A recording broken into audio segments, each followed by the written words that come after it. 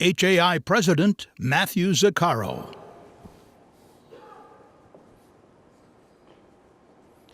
Well, good morning, and welcome to our Meet the Regulators session. I hope everybody's having a good time at the show. The initial indications are we had a great show, very successful, and I really appreciate your support and participation in all the events. There's still another day to walk that floor after we're done here, and our mission in life is to make sure you're exhausted by the time you go home, and you will be, which is a good thing for all of us. Obviously, the focus of the show each year is, in fact, safety, education, networking, and the opportunity to meet the various stakeholders in the industry. And certainly this is one of the premier opportunities to do that, is to meet the leadership of the FAA and interact.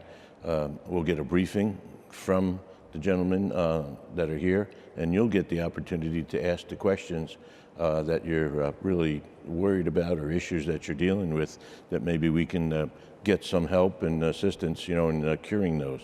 And with that, I'd like to start off the program and welcome John Duncan, the Deputy Associate Administrator of the Federal Aviation Administration for Safety. John? Thank you, Matt. We really appreciate the opportunity to be here. It's been Matt and I were talking earlier, it's been a couple of years, I think, since I've had the opportunity to be here. I always really enjoy this opportunity to interact with the helicopter community and to have this conversation, because this kind of conversation is what keeps us working together in the direction that we need to go to make the community even safer over time. We got a team of people here, both on stage and across the expo, that have been working for the last week. And the first thing I want to do, I think, is let them introduce themselves, and then I've got a few words and we'll go from there. So. All right, good morning. Liria Liu. I'm in the Executive Director for the Office of Rulemaking, and happy to be here as well. Started out in helicopters and working with them in the Aircraft Certification Service, so I'm glad to be back in this environment for the moment. So I'm Joe Mora. I'm the Director of Safety and Integration in the FAA's Unmanned Aircraft Systems Integration Office. Really happy to be here. We kind of work across all different lines of business within the FAA to help facilitate and especially stay focused on safety-related projects, integration pilot program, unmanned aircraft safety team, that type of thing. But we work with all the offices up here, and really happy to be here. Thank you. Good morning. Mike Romanowski. I'm with Aircraft Certification. I'm the Director for Policy and Innovation, with that responsibility for all of the design and production regulatory framework for certification. And I also am engaged heavily in the innovation of new projects and policies to enable the next wave of products that are coming down the line. Good morning. I'm Jim Viola. Certainly happy to be here. It's been a couple years for me as well since I've been involved with HELI-EXPO. So I'm with Matt on the International Helicopter Safety Foundation, as well as supporting the United States Helicopter Safety Team. And I am the Acting Director of General Aviation Safety Assurance. And when I go into my brief later, I'll show you some of the reorganization that we did with flight standards and how we're better reorganized to support you. So thanks. Thanks, guys.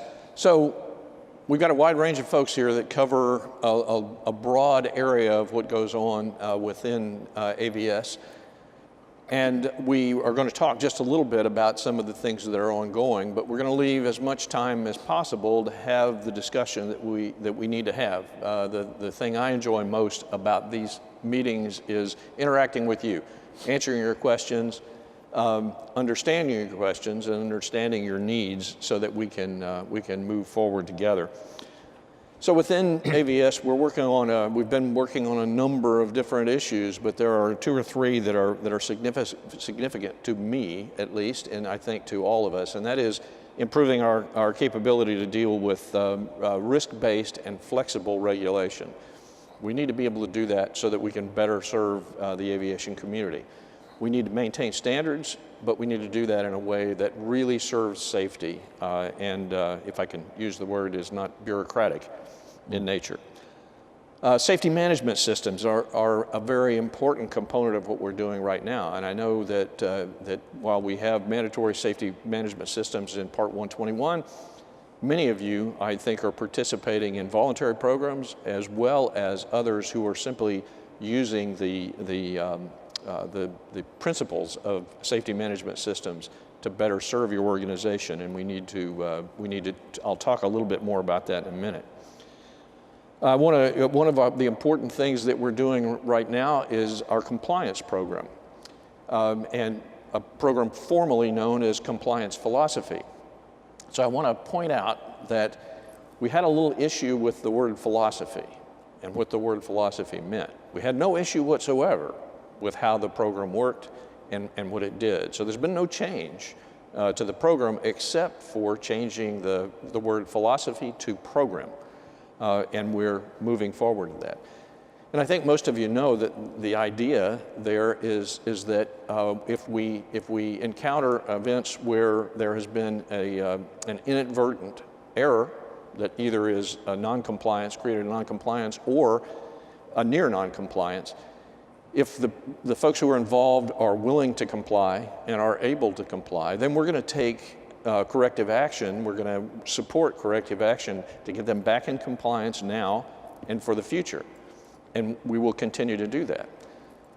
I will tell you, I'm proud to tell you that thus far in, let's see, 15, I think, October 15 is when compliance philosophy began. Since that time, we've done nearly 23,000 compliance actions. Those are those actions in which we have supported corrective action without punitive action to correct a problem so that it's fixed now and for the future. From my perspective, those 23,000 or nearly 23,000 events are risks mitigated, they're problems that were resolved, and as a result, safety in the NAS is improved by all of those corrective actions. The compliance program also recognizes that, you know, we have a few folks in the community, and some of you may know some, who just aren't willing or able to comply. And the only methodology we had to deal with them is enforcement. And that enforcement is intended to either rehabilitate or remove them from the system because they represent the highest risk to safety in the NAS. Those folks who will not or are not willing to or are not able to comply. So the compliance program is working from our vantage point. I hope it's working from your vantage point. If it's not, I'd like to hear about it. AVS is foundational business is safety, and we're working with USHST, the helicopter safety team, to meet the goals that they've established. And we've been doing a reasonable job. There's always the need to improve. We're still having kinds of accidents that we don't want to have, but we're working collaboratively with the HST to make that happen. We're doing the best we're doing our best. We're putting our best foot forward to resolve those issues by new technology, supporting new technology and outreach initiatives in education, emphasizing training and those kinds of things. And we'll talk about some of those here in a minute. Jim's going to talk about the rotorcraft airman certification standards, for example, in one of those. We're still having accidents like loss of control and inadvertent IMC, flying into IMC, and events that occur in low altitude operations. And frankly, that's one of the reasons that I'm encouraged that the community is beginning to look favorably at SMS. Because SMS acknowledges that in order to have a safe operation, the safety philosophy, the safety policy, the safety import has to start at the top of the organization. And a safety culture needs to be created such that getting in a situation where you could end up in inadvertent IMC is just not tolerable. You just don't do that. You have standards established that you just don't do that. And that has to start at the top of the organization and work its way through the whole organization. So I look forward to, as we move forward, to talking about how that might work for us. The last point I'll make is we just had a 5-week shutdown, and as most of you know, and I wanted to say thanks for the way your community dealt with that. I know it created problems in some areas, but for the most part, people moved out and got the job done and supported us in dealing with that. Particularly the USHST, there was we were not able to participate yet. Yeah. The meeting went on, and some really good stuff was accomplished. So thank you for that. So I'm going to pass the mic, so to speak, to Larry O. All right, let's see if I can control this.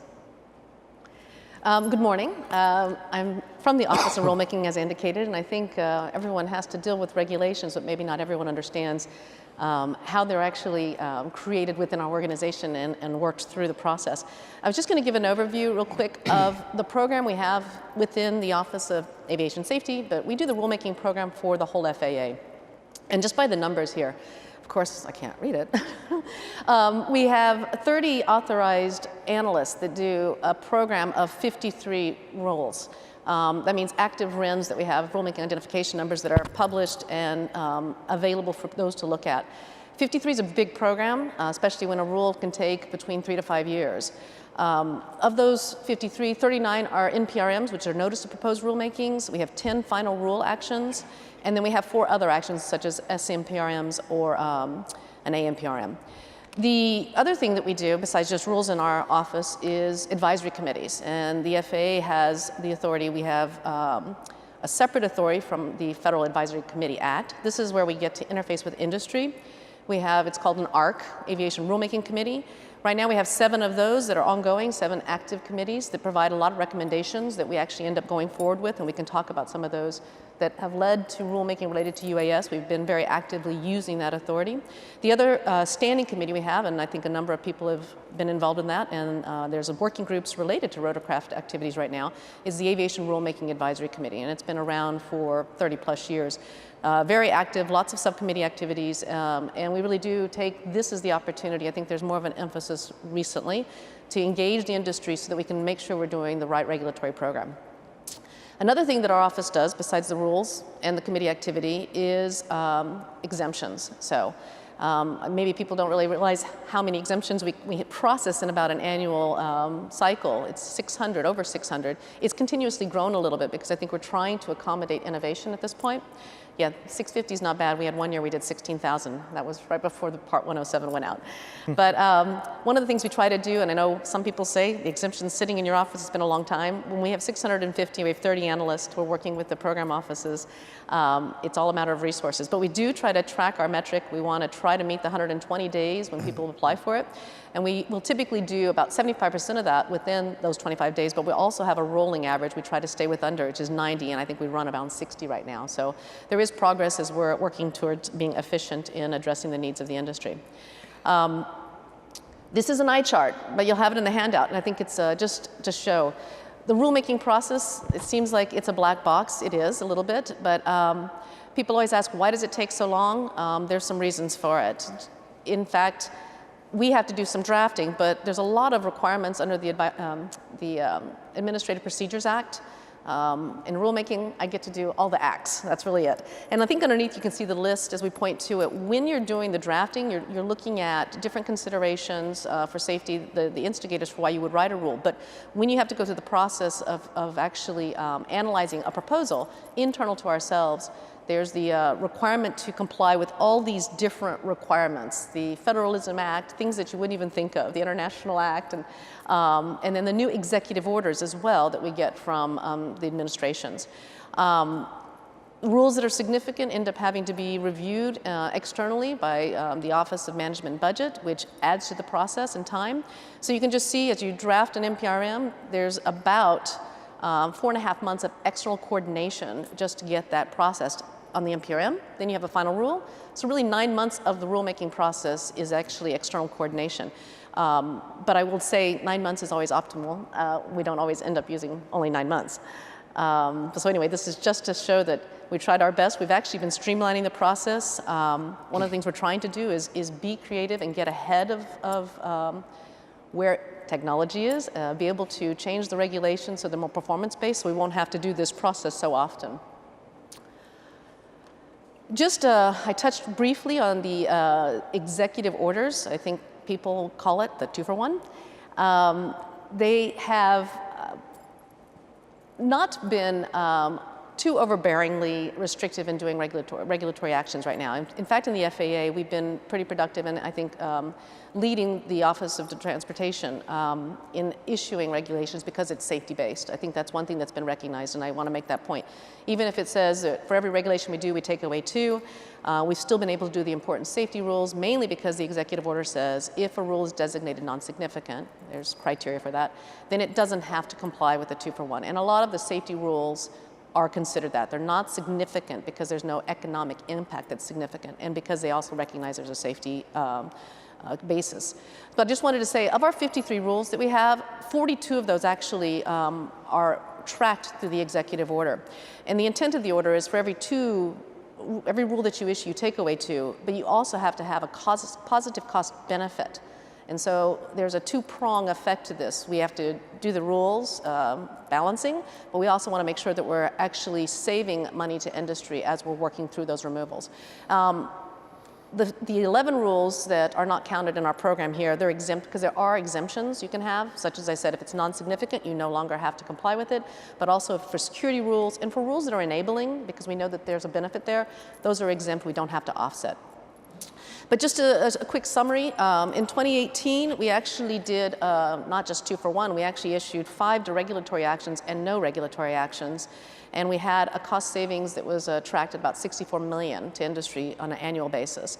One of those rules that was really quite a contributing factor was the rotorcraft pilot compartment view, which was a simple removal of a requirement to do a night flight test. And so I think that you can see we're trying to look at rules that assist industry as well as ourselves in assuring we get the right impact of safety out there. In 2019, right now, this year, we're working towards a ratio of, we have 6 deregulatory actions that are in the pipeline right now, and a savings estimated about $6 million, and there are some other actions that we'll be looking at. But I've listed 2 rules here that are in the rotorcraft arena that we're working on that we should complete within this fiscal year that will provide some additional cost savings. So that's the executive orders in a summary where we are. And then just to frame, and I think you'll hear the conversation throughout within the other discussions, we all know that we just got our reauthorization, and the reauthorization likes to provide us a lot of guidance for how we'll proceed for the years to come. It's a 5-year reauthorization. And in this last one that just passed in 2018, there were 33 regulatory requirements identified. We actually can say that 2 of them are completed. We have 6 of them that are in our current program of the 53, and then we have 25 additional that we're going to be having to work in through a period of time. There was also 12 committees that were required, which means we have to set up advisory committees, activities that will also lead to rulemaking. So if you look at what we have here with the program we have, and I should say that the program we have at 53 went quite high. When I came in 2012, the previous reauthorization had listed 20 regulatory items, and we've worked through that. I think we have 2 or 3 of them still just finishing up. Now we have another pipeline of activity we'll be working on for the next few years. So as I try to just set the framework that, regulations take a long time anyway. The safety is the focus, but we also have a lot of requirements that we have to roll through. So as we meet our regulatory requirements by legislation, we try to make sure that we hit the right impact. So it's all balancing of resources. I think that's it I have for just setting the framework. Great. Passing it on. Thank you.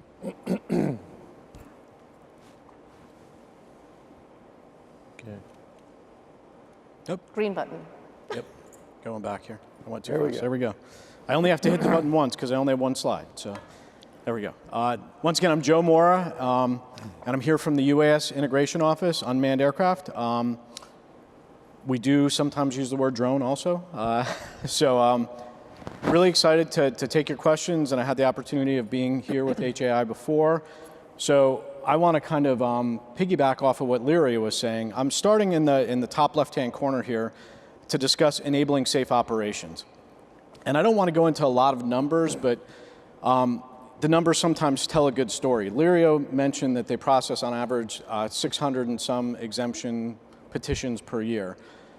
Back in 2014, the prior year, it was down around 400, 430 or so. And what we did was we came out with a process and we accepted the first 7 petitions for exemption under Section 333 of the FAA reauthorization. And we worked really hard with a lot of teams to come up with innovative ways to find out a way to safely get operators that had no adverse effect or equal level of safety arguments to make and public interest. So from those first 6 and then 7 and then 14 and then 40 grants of exemption, over the next 2 years, it actually turned into over 5,500 grants of exemption for Section 333. And by the time the small rule, Part 107, came out in 2016, there was a backlog of 19,000 petitions waiting. And that rule actually satisfied most of those. And then we got into the game of waivers, especially under Part 107. But all this being said is, what happened was, prior to that rule being initiated, you had safe operations occurring. You had information coming in, and you had operators out there that were operating safely. Now, fast forward today, we've got over 120,000 remote pilots under Part 107, and we've got 1.3 million registered drones. So enabling safe operations helps us build better rules, and we're doing that through projects like the IPP that I'll talk about in a second here. Another thing about enabling safe operations, and we've had this recommended to us in a couple different instances, and we're trying to adapt, is how we look at the aircraft, the environment, and the operator, and we take a holistic safety approach. It's evident with manned aircraft, if you want to certify a helicopter or an airline, there's a process, there's a regulatory process, there's offices within the FAA that you deal with, and you go through that certification process. Just because the aircraft's certified doesn't mean you can fly it. You have to, if you want to be an agricultural operator, you have to get a Part 137 agricultural operator certificate. If you're an airline, you can't just fly that off the line. You need to either become an air carrier or Part 125 or operator under Part 121. So there's things to do. Same thing with airspace. You don't get permission because you have an aircraft to go anywhere in the United States. There's something you have to do to get into Class Bravo. There's something you have to do to get into other classes of airspace. So how do you take a look at specific projects that want to further integration of UAS when you have to look at all 3 of those things at the same time? So that's where we've really been working hard within AVS to come up with an integrated risk assessment process that uses some tools like International Standard for Specific Operational Risk Assessments. But essentially what you're doing is you're giving credit for these 3 different circles, because if somebody wants to deliver packages and they're going to be an air carrier and they only want to do it in a very rural setting in one particular area to start off with, maybe that's safe, and maybe we can look at that in a holistic risk approach, and that risk approach can feed into the exemption and the FAA analysis that goes into that. So we're looking at that, and we've actually been using a process that's in accordance with our orders to do this up till now. It's resulted in things like companies that are agricultural operators right now, companies that are pursuing air carrier certification right now. And that leads me into the, some of the legislation and the reauthorization updates that Lirio had mentioned here. When it comes to unmanned aircraft systems, the legislation said a lot of things. It gave us a lot of work, which is good. It's work that we wanted, but it reinforced 2 major areas. One, the fact, and our administrator, Dan Elwell, spoke of this, that it gave the authority for the FAA to assure that we have oversight over all users of the NAS, including recreational operations. Now, that is a good thing, and to us, that is an enabling thing, because there's been organizations out there that many of you are probably parts of too, Academy of Model Aeronautics, for example, that have been safely operating for years. But what this does is this is the beginning of allowing us to set up a system that all can participate and that you can truly integrate rather than segregate, as was also talked about by Mr. Elwell. So one is reinforcement of the recreational abilities that we have to promulgate rules and work with those organizations. The second was it also said, look at Part 135, look at air carrier certification, and use existing tools in our toolbox right now, such as exemptions, to permit safe operations to occur. So we are doing that right now, especially in the integration pilot program. There's a number of companies that are working through air carrier certification. And the issue is, with the integration pilot program, the focus there, another key that our administrator mentioned was preemption and working with state, local, and tribal governments. All of our lead participants in the integration pilot program are either state, local, or tribal governments. They've partnered with industry, but a lot of the lessons learned that we're already taking from it too is that drones affect people in a different way because it's a lot more accessible, and they're coming to your backyard, your front yard, flying at lower altitudes. So there's a big community outreach effort that's going with the integration pilot program. And some of these companies too that are partners are bringing information that they've learned from other countries as far as getting public awareness and feedback and how it takes to build a whole integrated system. So with all these slides together, when you enable safe drone operations, what we're trying to build to is truly this integrated world where you talk about unmanned traffic management and things like that. To us, we've started that with registering your drone. That's the basis of what you have to do. We have programs that allow airspace authorization, like LANCE, the Low Altitude Authorization and Notification Capability. In the years since we've been doing authorizations and LANCE authorizations through service suppliers, there's been over 100,000 airspace access requests that have been granted. So what you're doing is you're starting to register, you're starting to find ways to get into airspace, and then that leads us into things that we're doing current rulemaking on, such as remote ID. Remote ID, as the ARC had recommended, starts to lay the groundwork of how can you start to identify people in the air, because then what you want, and you can read it through their long documents, but if you look at the NPRM for ops over people right now, the Notice of Proposed Rulemaking that's out, there's some common themes about performance-based rules, which means we want to work to tell you what the desired outcome is, not tell you exactly what winner or what technology is picked to get to that outcome. And that type of thing drives innovation. My last point will be, I couldn't have told you when Part 107 came out and it had ops over people as a waiverable provision that the industry, and this was within the first year, would come up with 3 different solutions to the same problem, which you actually see now peppered through our Notice of Proposed Rulemaking. One option was build a drone that's so light that when it hits you, it essentially won't seriously injure you, and that was approved very quickly. Another one was an inflatable drone that had shrouded propellers that would basically not hurt you if it was over a crowd and come down. Third one was a drone that's held together with magnets, and it's got shrouded propellers also, and it dissipates the energy when on impact. All 3 of those things were solutions to the same problem, but by putting out performance-based rules and enabling those operations, it allows us to learn and it allows us to make better rules. So with that, I'll pass off to Mr. Romanowski, and thank you for having us here. Thanks, Joe. Yep. Excuse me. You're going to hear a lot of commonality between the things that have been said and what will be said as we go forward here.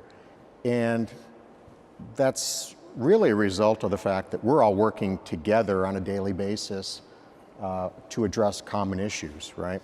I'm going to come at the safety focus today from a certification point of view, but it's really certification in the full legal, regulatory, but operational framework, right? So I'm going to, as I go through, I'm going to talk a bit about legislation and how that has imposed some additional requirements on us all. I'm going to talk about proactive safety outlook and proactive safety initiatives. Jim mentioned and John mentioned the helicopter safety team initiative and things that we're doing proactively to address leading causes of accidents and things that are out there for you to adopt and available. And then I'm going to talk about looking to the future and innovation and how we're working together to enable wholesale new classes of products that are going to bring game-changing capabilities to the world. So, with that, the first, looking at the legislation, Lirio mentioned all the requirements of reauthorization. But one of them really took work that we already had underway with ARAC, an advisory committee, Aviation Rulemaking Advisory Committee, looking at occupant protection and survivability. And that was looking at the range of blunt force trauma mitigations as well as post-crash fires.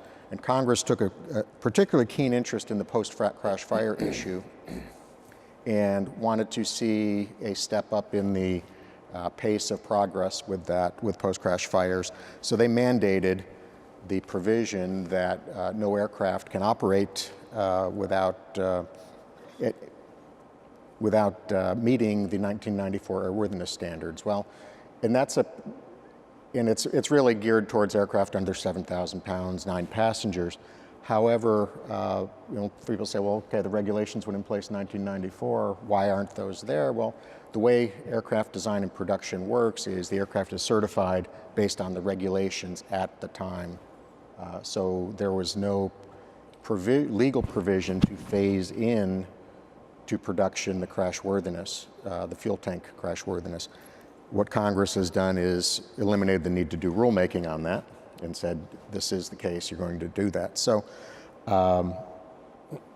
so it's going to be new manufactured aircraft after April 2020.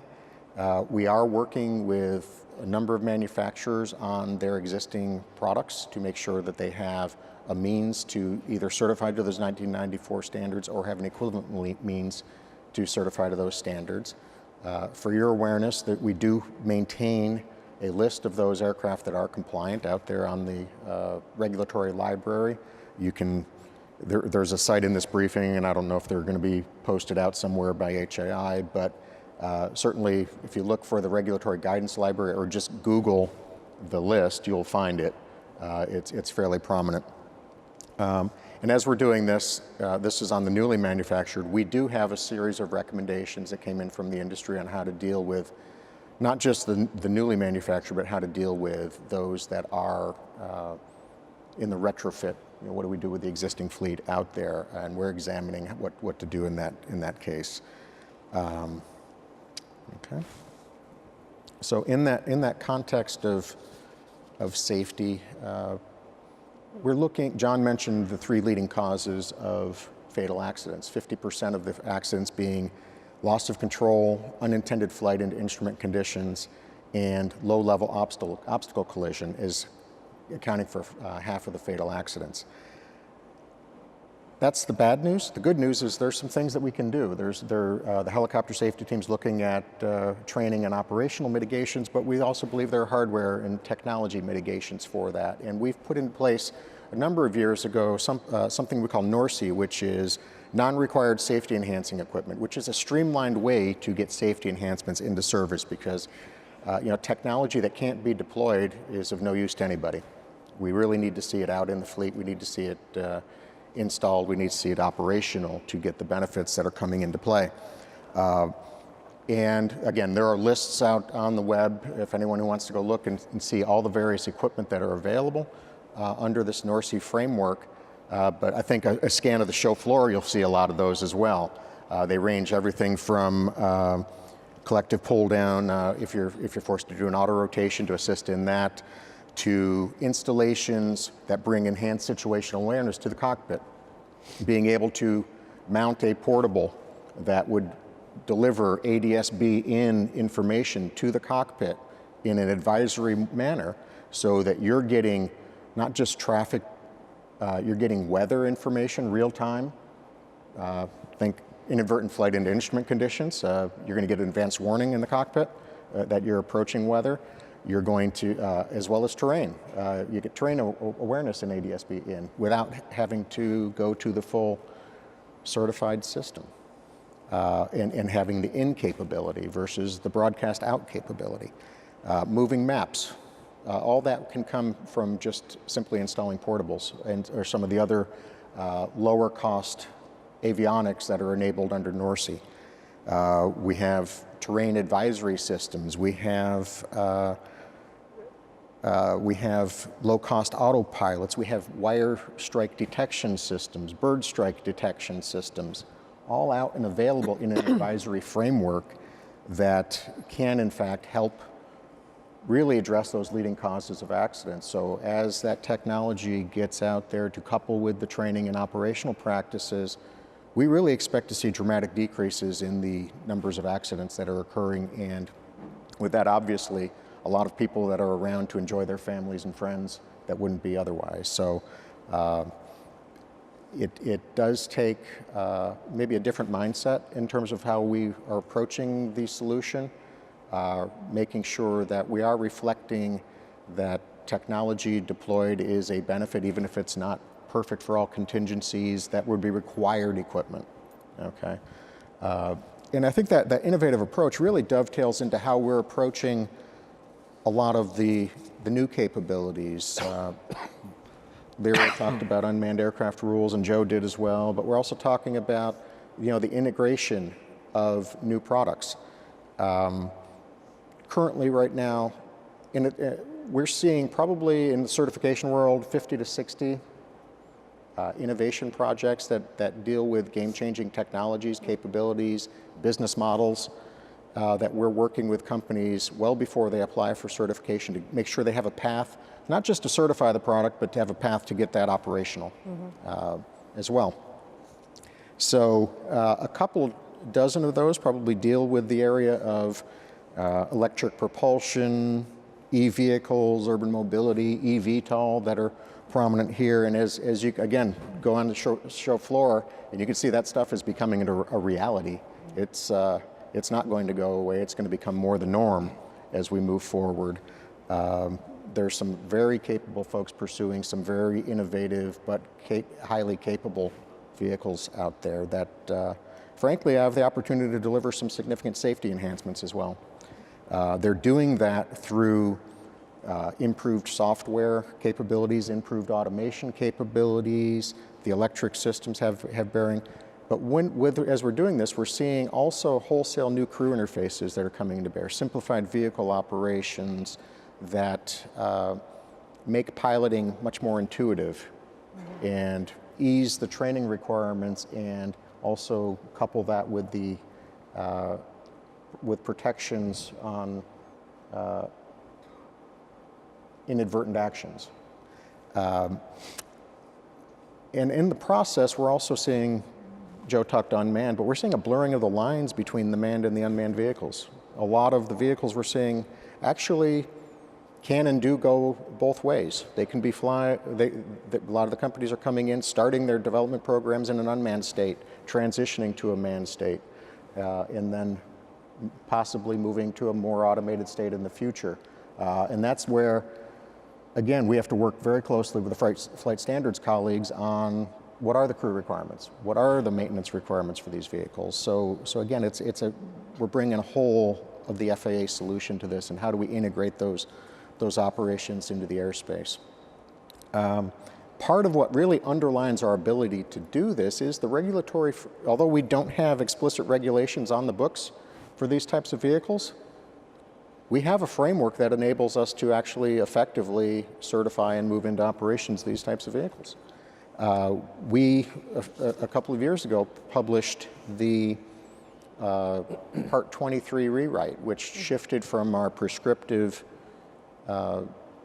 set of regulations on small airplanes to a performance-based set of regulations that really embrace most of what these new classes of vehicles want to do, with some other ability that we have to issue special conditions and exemptions, as Joe stated. We have the ability to regulate these, and so we're working with the companies very closely early on to make sure we do understand the technologies, we understand how we phase those into use, We understand the vulnerabilities and can safely certify these vehicles and certify, again, the operations and the like. One of the key things is that we're very clear on the performance that we expect based on the level of risk inherent in that vehicle. It's a safety continuum. What we expect on an unmanned vehicle, as Joe said, is not the same as what we would expect on a full-up large transport, and then we have a wide range of variation and expectation in between based on that functionality. If something's going to be used for hire versus recreation, Joe mentioned the holistic risk environment. That's central to how we're tackling this too. Something that's going to be operating over a remote region, away from congested areas, can do so more effectively than at a lower level of rigor than what might be in a dense urban environment. So I think it's a really exciting time, and you know, as we come back next year, you're going to see probably even more on the floor, and again, you're going to be seeing more and more about folks in this community developing these types of vehicles, and they're going to be advancing. So we will look forward to that. We look forward to working with all of you as we do it.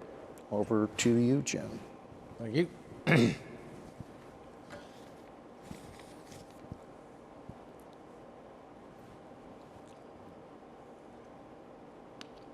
All right, well, good morning again.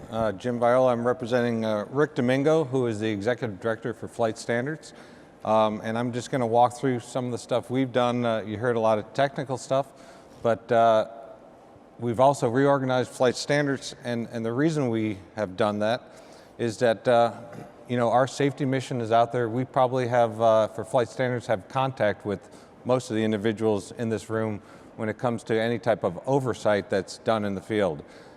We set the regulations, as it was mentioned by Lirio, as well as Joe, for the airmen, the air operators, air agency, and also the designees that probably, hopefully, touch most of you more than the FAA. And we've been trying to move in that direction, and it's certainly a balance as of the oversight of the certificates that are out there. So over the last 5 years, and certainly under John Duncan's leadership with Flight Standards, we've been trying to do a culture change. So we're working on the individuals as well as the enterprise, and then the structure change. The structure change came in August of 2017. And what we're after is we're actually managing the organizational health of Flight Standards, so that not only are we out there doing the safety mission and doing the jobs, but we're actually developing leadership out there, and hopefully you've seen it with dealing with your POIs as well as the office managers out there. So on the general aviation side of the house, where I'm the acting director at the current time, we have 78 offices out there, and hopefully those are the touch points for aviation safety for the FAA. So with the reorganization, what we did is we got rid of the regions that were out there, and we tried to organize under air carrier, and those are the blue boxes you see there. And so we have air carrier, we have general aviation, and then we have standards, and then we also have the foundational business. So we put all the administrative type stuff that runs the organization into foundational business, and then in general aviation as well as air carrier safety assurance, we can focus on the safety issues. So we have we don't have to worry about running a business that's both administrative as well as safety, but we're actually running the safety organization.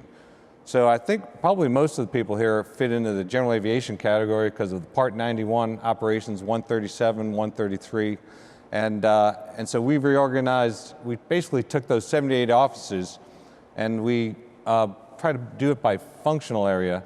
And then we have, as those light green or olive boxes underneath, we actually took Flight Standards offices from different regions, and we're still working on the standardization.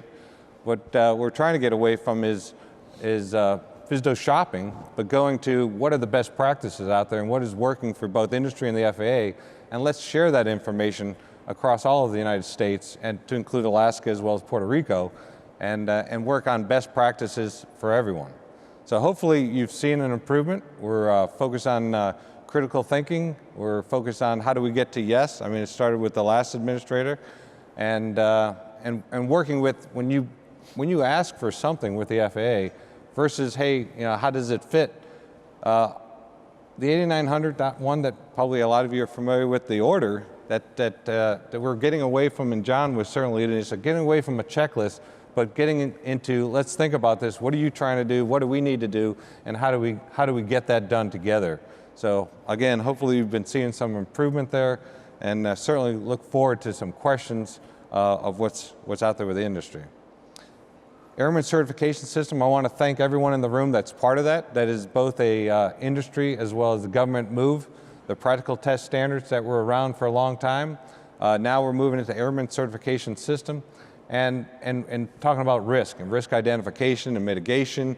I mean, those are the big improvements, I think, with the system, and it is a long way to get there. So it started with the ATP, and now we're finally coming into the helicopter arena, and I know the people in this room have been working on that, and it's been a long time coming, and we're ready for it.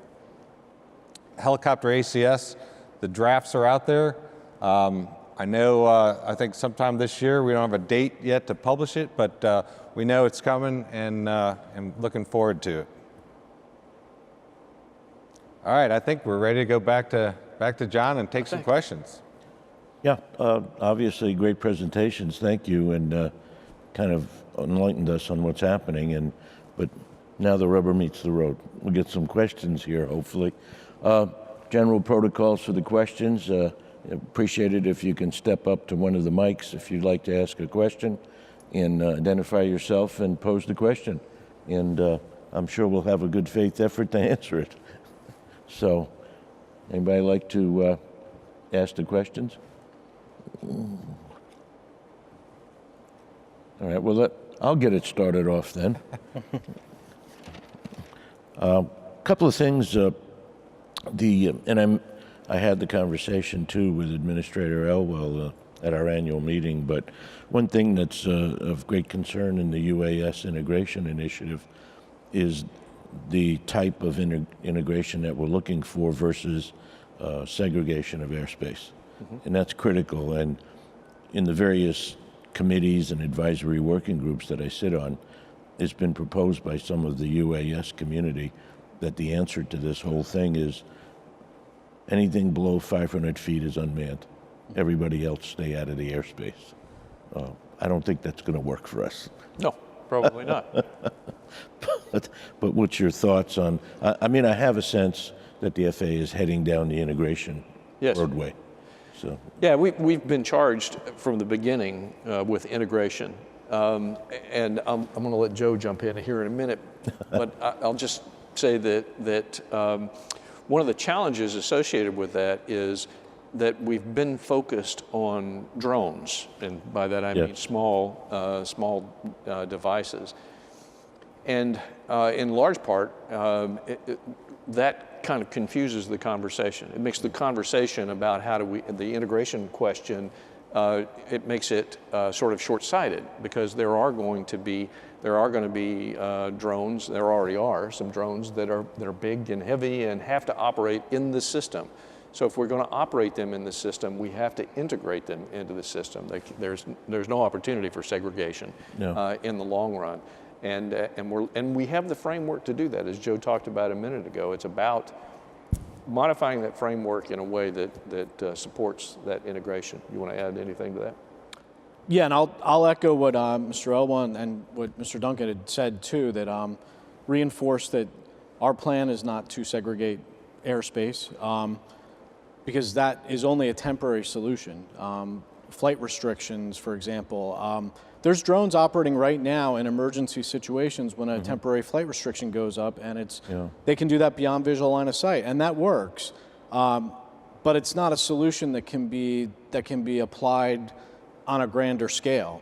So really, us as regulators, what we're trying to reinforce in the Unmanned Aircraft Systems Integration Office too, and across the FAA, and the cultural change, is that we should be the innovators of finding ways to work together and get to solutions. We don't need to be the technological innovators. We don't need to be the choose a technology innovators. And that goes back to the whole, how do you enable a system where the best innovators can come forward. And we've seen that in Lance already. You've got service suppliers that are offering a fantastic service that is getting people safely into airspace. Then you take something like a remote ID rule.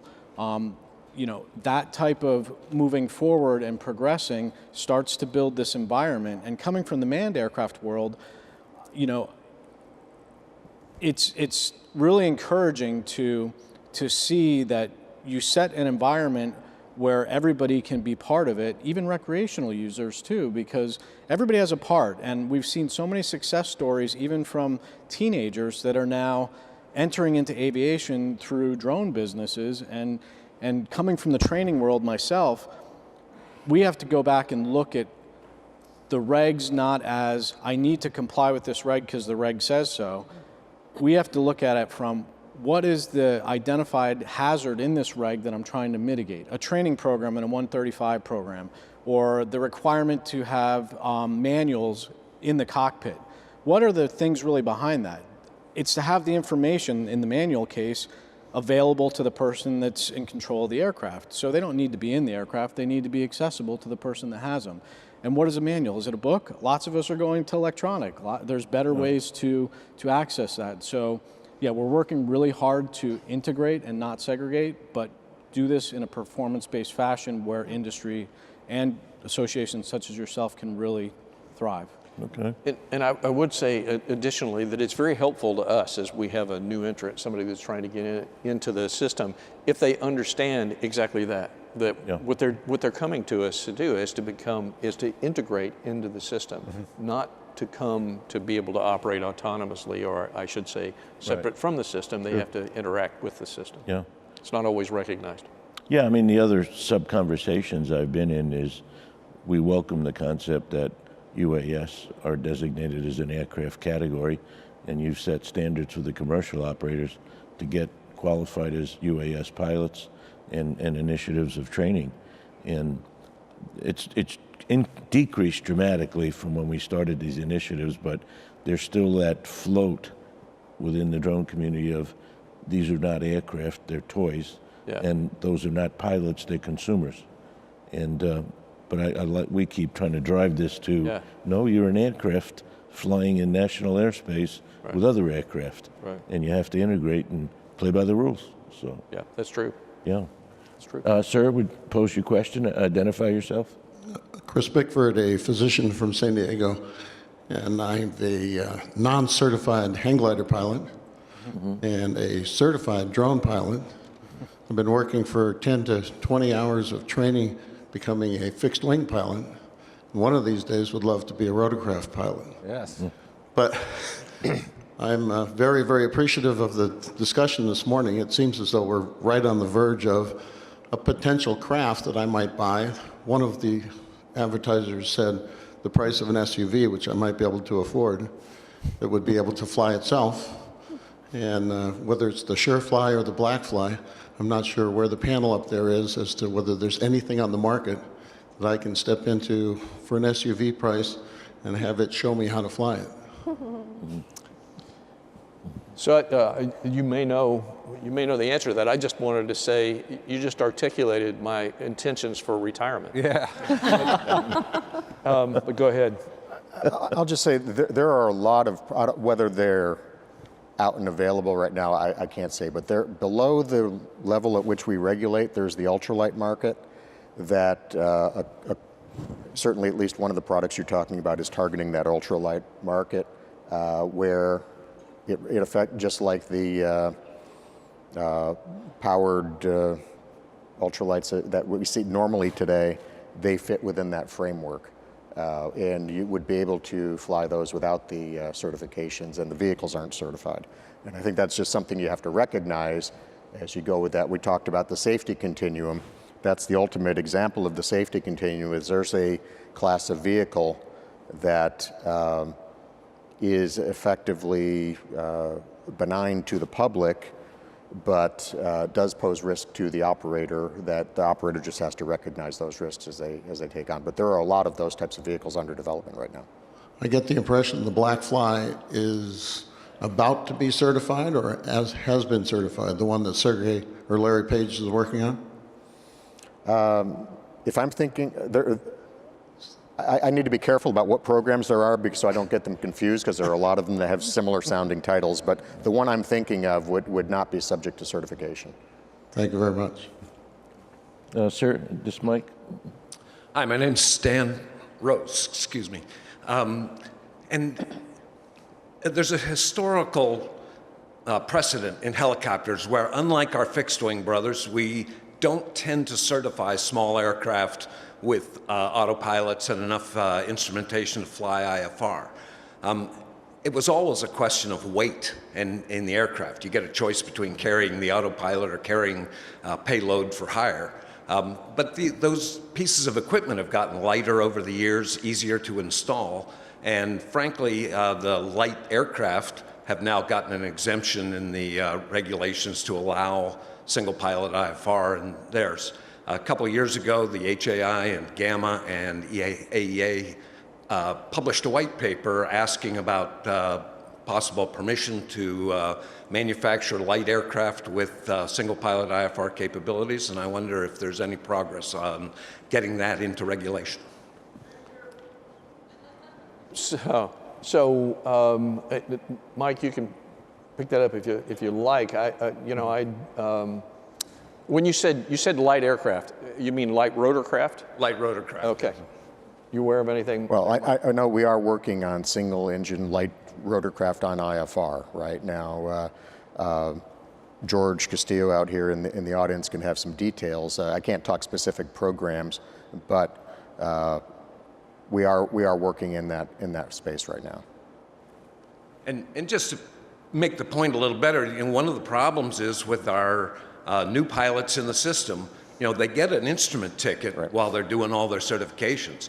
But by the time they get up to get enough experience or opportunity to fly an aircraft that's big enough to have instrumentation, we're talking a gap between your training and your use of it that's 5-10 years, right? And in that time, we have these encounters with IMC and a pretty poor survival rate in there because we don't have the aircraft at the light end to keep people current. So I think what you're highlighting are some of the things that I tried to highlight before as well. We are looking to enable capabilities that will assist that inexperienced pilot who's not IFR rated to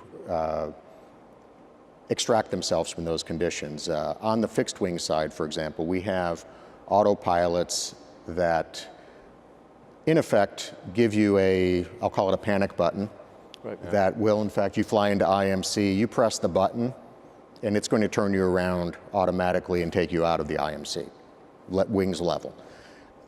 Getting those types of systems in rotorcraft would be a good thing, right? And that's where the requirements, as you said, we've put the bar up here for single-engine IFR,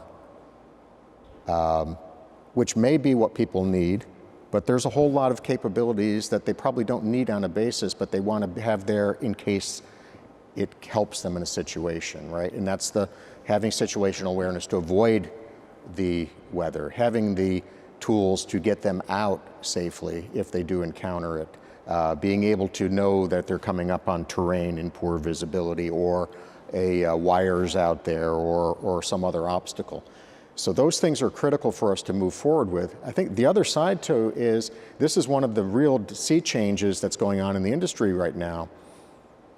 As we're seeing these new classes of vehicles come on, they're incorporating up front whole new sensor suites. I didn't talk about that as part of the things that we're dealing with, but they're bringing in effect, a bubble, a cocoon type sensor net around those vehicles to understand what is around them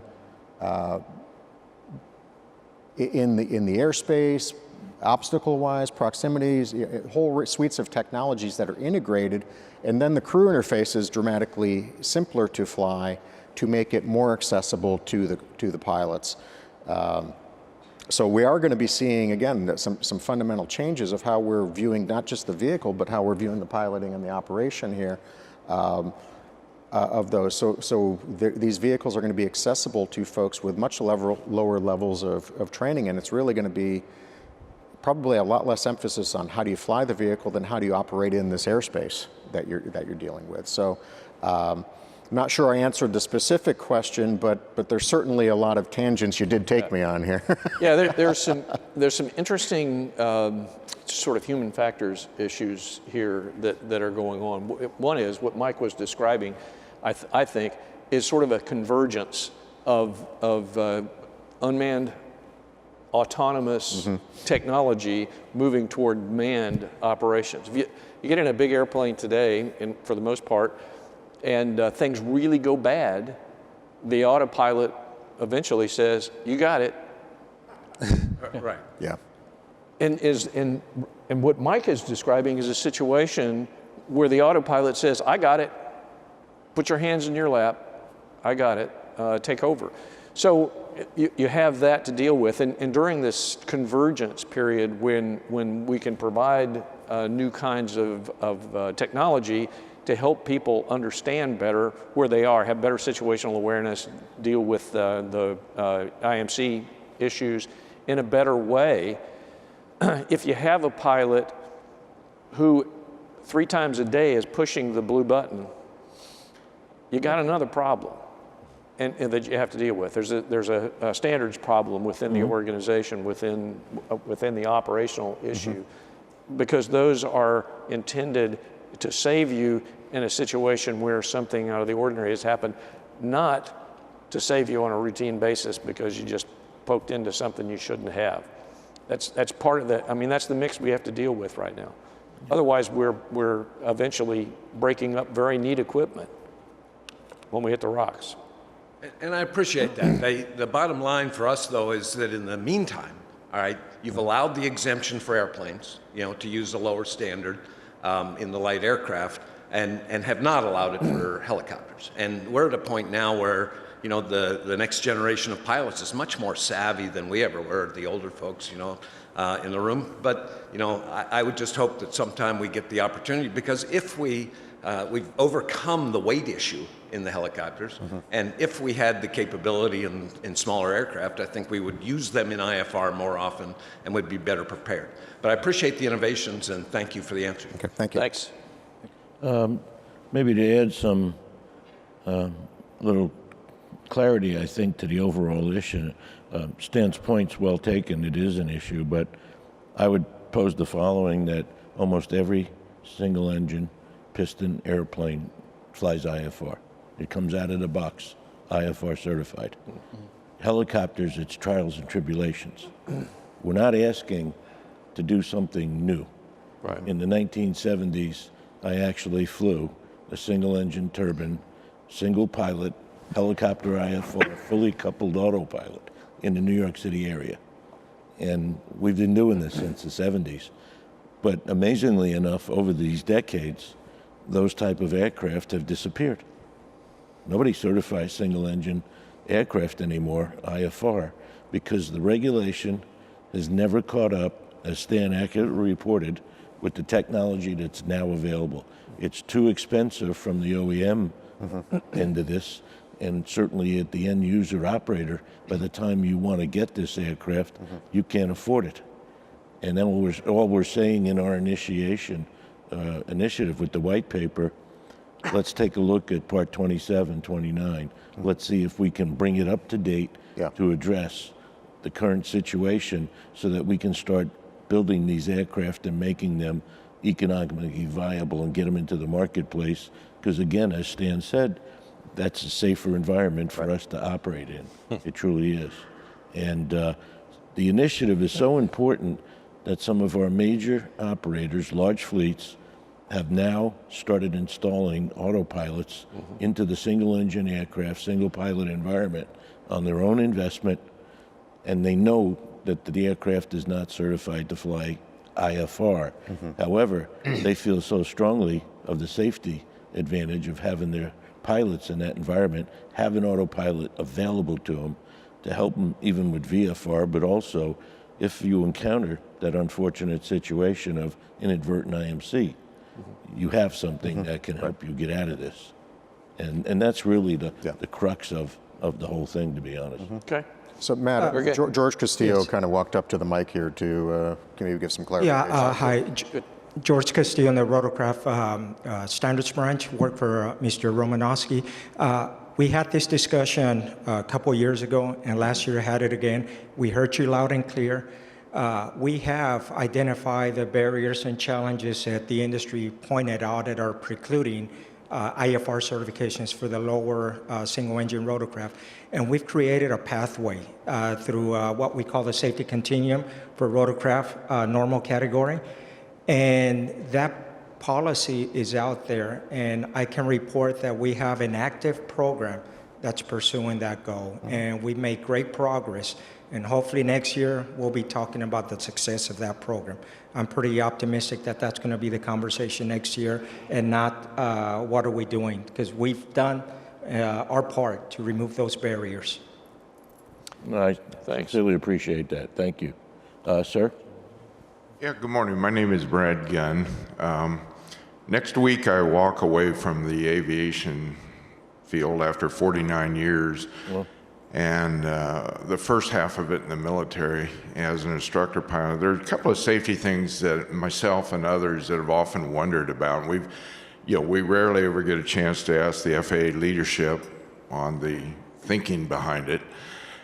So before I walk away, I just was curious, in the military realm, we had to teach all the students what the VFR minimums are.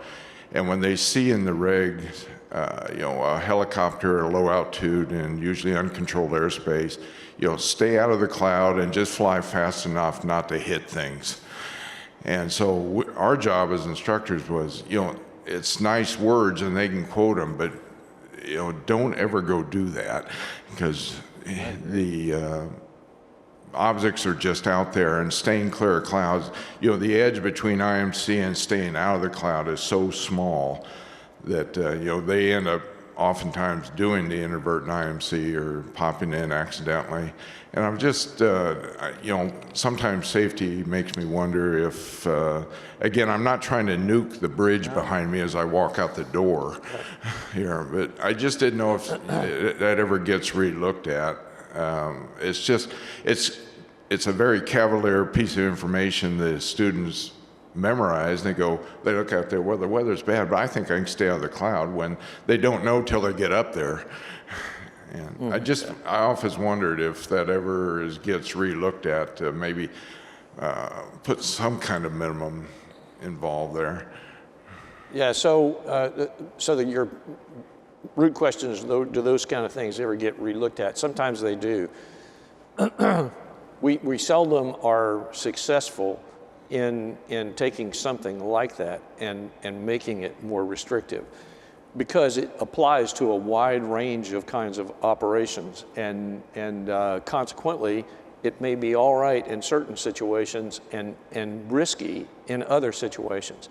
And that's one of the reasons that there's a lot of emphasis on risk management, because the individual pilot and the operator as well have the responsibility to look at those kinds of things and manage risk in their operations in a way that makes sense for them.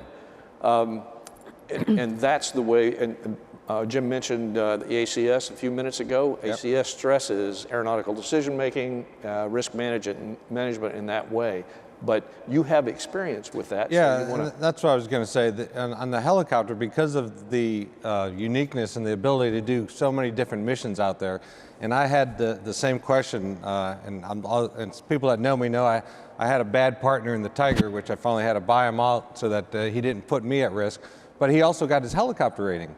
And one time he called and the weather was crap, and he's like, well, I can do it because the rule says I could.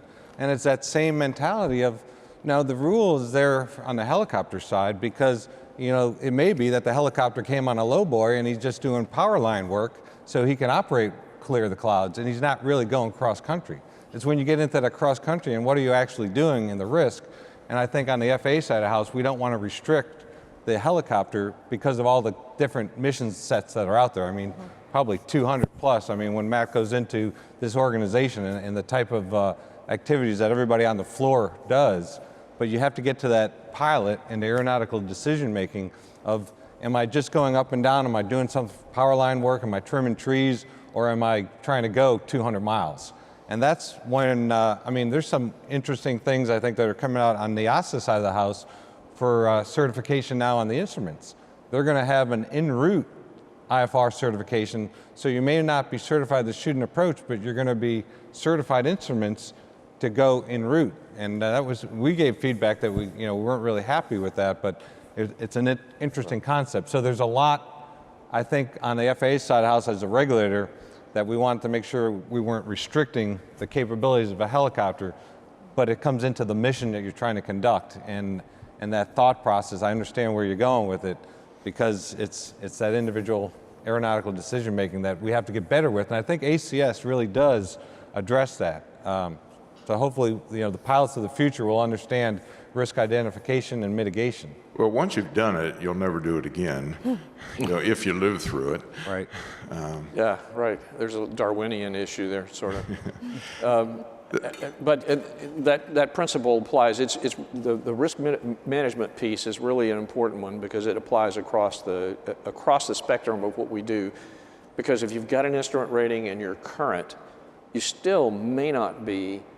There still may be too much risk to take a particular mission because of the kind of currency that you have and the kind of operation that's going to be required.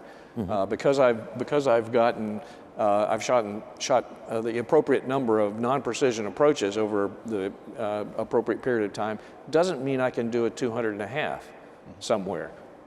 I have to make that judgment on my own in the context of managing risk. Okay.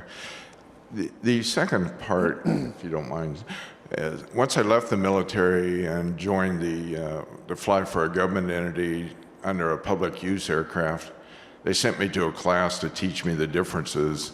And in the beginning, I thought it was kind of, okay, they're kidding the new guy here. Okay, where's the candid camera hiding around here for me? But I guess and some of us have wondered the logic. Again, I'm not trying to nuke the bridge behind me, but the public use lack of, I can hand the keys to the aircraft to my secretary and let her try to fly this thing, or just the other things where no maintenance required, just that kind of thing. Again, does the public use lack or reduced requirements ever get looked at? Well, when particularly associated with an accident, we look at everything in that regard. Your base question was, what was the logic associated with that? Those have been around since well before I was around, and I have no idea. I mean, it's a government agency overlooking another government agency. Right. Is where we don't do. And we deal with this in drones quite a bit too, because remember at the statutory level, it basically says it's not that there's no airworthiness requirements, it's that the government entity conducting public aircraft operations is assuming the risk and determination for airworthiness of that aircraft. And when you get to the airman side, it's not that there's no pilot certificate required, it's that our rules, our Part 61 rules, apply to civil airmen. So once again, it's back to the responsibility of that other government entity, whether it be the military or whether it be, because we see this in drones all the time, and our answer is, no, it's not that you should throw the keys to somebody. In fact, even as inspectors flying, we adhere to our own rules because that's our safety system right there. Yeah. Right. Well, So, I mean, the vast majority of people aren't going to do this, but there's that crack in the door. Right. So it's important to point out, as what Joe was alluding to, is as far as civil operations are concerned, our responsibility is safety promotion and oversight. In terms of public, our sole role is safety promotion. We have no oversight responsibility with public. Okay, thank you. Yeah, just to kind of expand on that a little, to the gentleman's point, public aircraft is a conundrum. There's a gray area, and we're dealing with it every day in the operating community. An example is when a commercial operator contracts with a government agency to supply aircraft, the agency, obviously, we all know, has the ability to designate you will do certain public missions for us.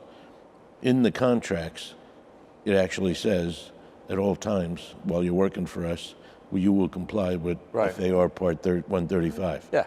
It's like, Right. what am I doing as the operator? I'm in the box here, and I don't know how to get out, quite frankly. The other thing is, I think it's of note, as you indicated, and the gentleman did as well, it's very hard to go out and find a public aircraft that is not at the highest standards. The pilots are all certified, they're trained, the aircraft's airworthy, they're operating in compliance with normally standard regulations. Right. So you really got to search for that public aircraft that's operating outside the boundaries of all the normal industry standards and policies and procedures. But as he also stated, the door's half open, and it's discretionary of whether they want to do it. And it might be not be a bad idea to kind of drill in to the relationship of public aircraft operations, especially when they involve commercial aircraft on contracts with the government, because it does put the operator in an unbelievably uncomfortable position, you know. Excuse me. I understand your point. In large part, it becomes a risk management issue, and a difficult one, as many are. But I also agree with you completely, and I think it's a testament generally to the aviation community as a whole, and that is most people intend to comply. Most people intend to comply, and they play by the rules, and they manage risk in an appropriate way. Yes. This mic. Hi, good morning. My name is Chris Horton, and this question is more for Mr. Viola. With the restructuring and reorganization of the flight standards district offices, what efforts, if any, are going into ensuring the inspectors not only have the time, but meet the pilot qualifications to do certification rides for certificate holders, check airmen, assistant chiefs, chiefs like that, so that the certificate holders don't have to wait a substantial amount of time to ensure that they can continue operating on those? Okay, well, thanks for that question. Mainly what I think you've probably seen over the last 2 years is, and your question was more towards the inspectors, but we're also pushing out the designees. We're trying to make sure that designees as well as check airmen for your organizations are qualified and help out to prevent those delays.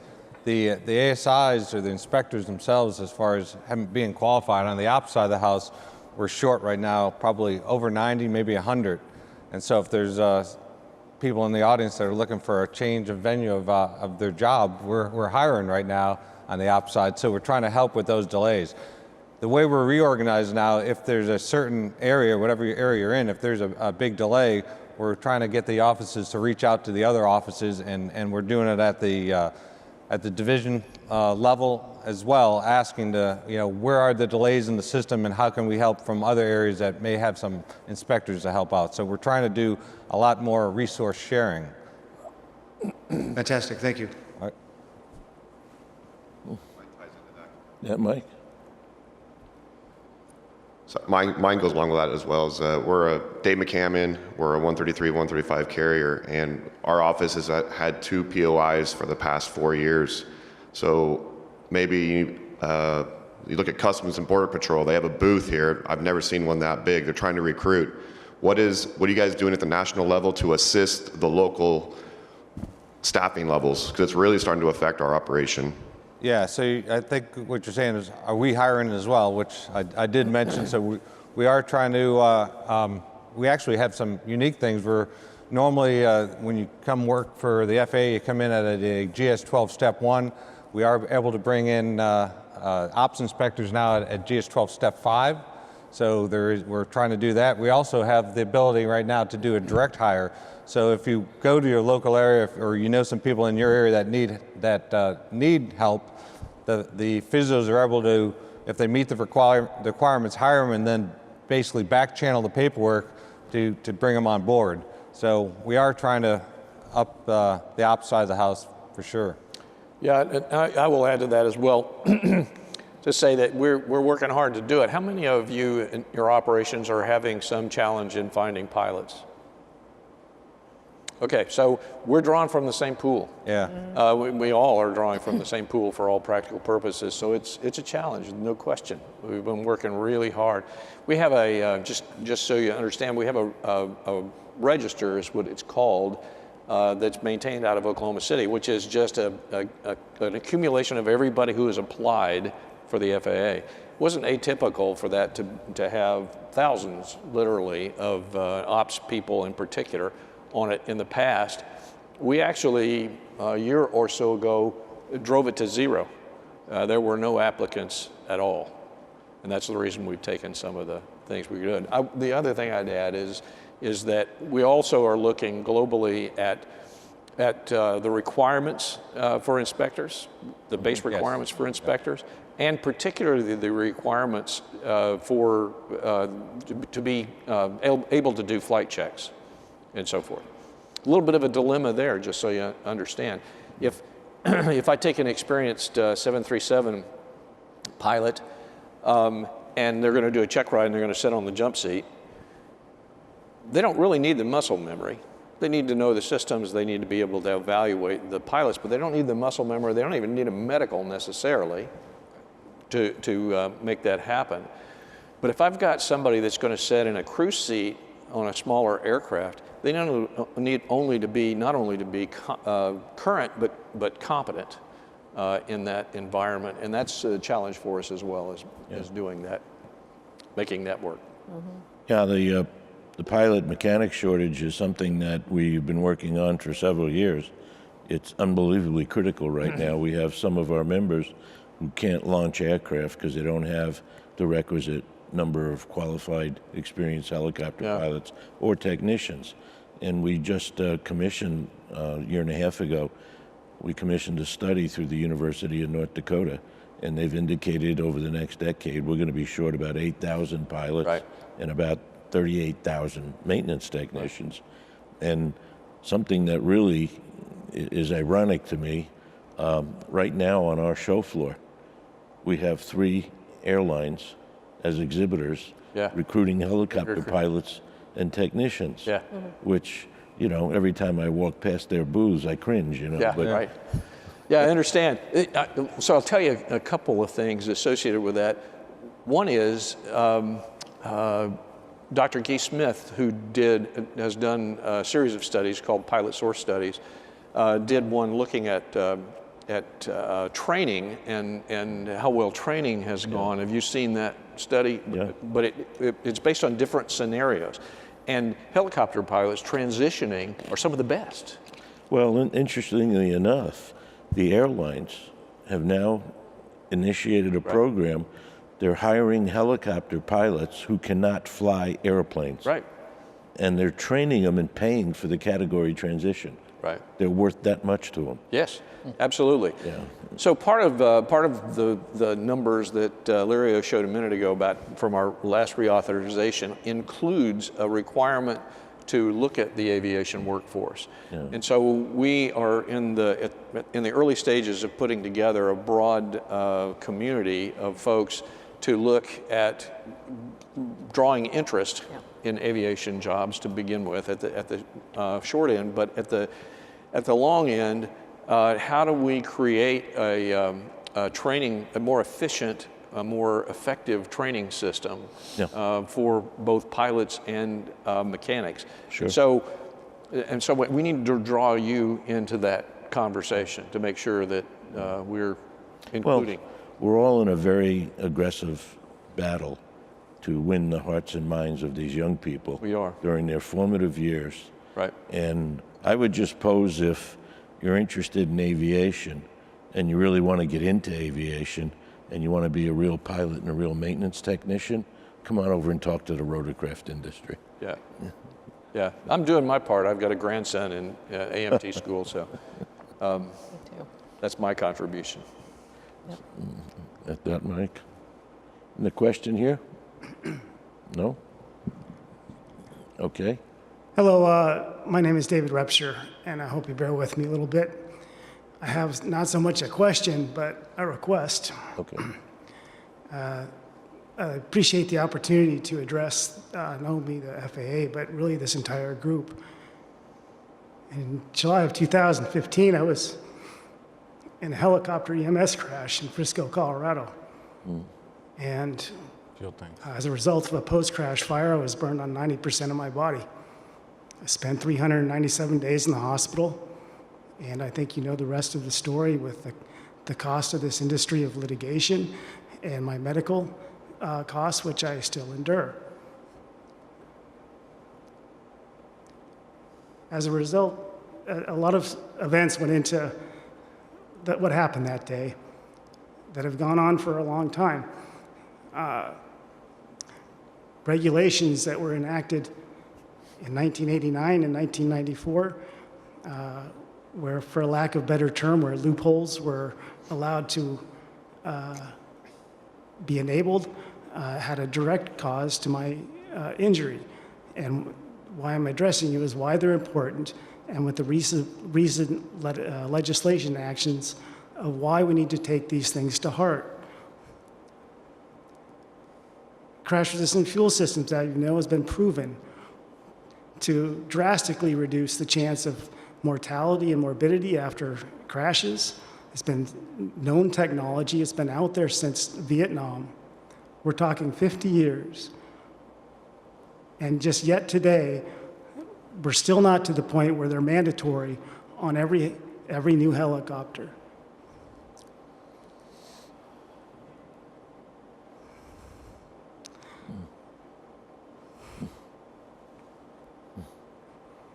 I'm going to assume that the question is, why not?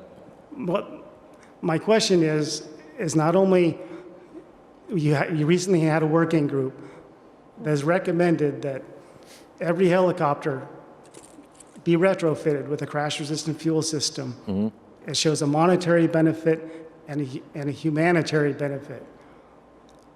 My request is that you please take that working group's advice to heed, to mandate that those helicopters be retrofitted. Also with crash-resistant seating and structure. I know there's a lack of information out there that hasn't been gathered by the NTSB because of lack of funding or for whatever reasons. But in my example, I can give you one example. The seat that I was in was type certified in the mid-90s, well after the 1989 regulations. That seat was fully ejected with me in it from the helicopter. It was built to 1965 standards. It's still out there on that showroom today.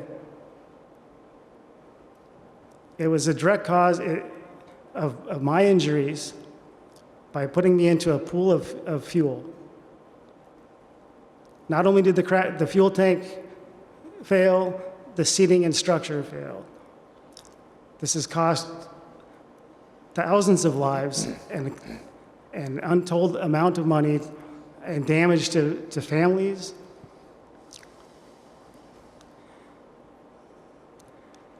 I would hope that you make these mandates, they make sense. I think it's what the industry wants.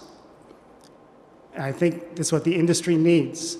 It's a chance to be proactive and do it from the industry standpoint and not let outside pressures, such as insurance, public opinion, or any other thing, make those changes for you.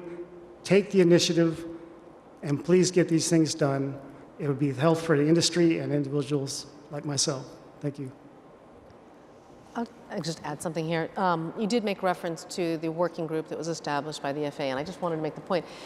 We took that initiative as a result of the accident data we've seen, and that was in November of 2015 that the working group was put together. And as I mentioned, we used the advisory committee so we can get input from industry to gather the data that can help support the rulemaking going forward.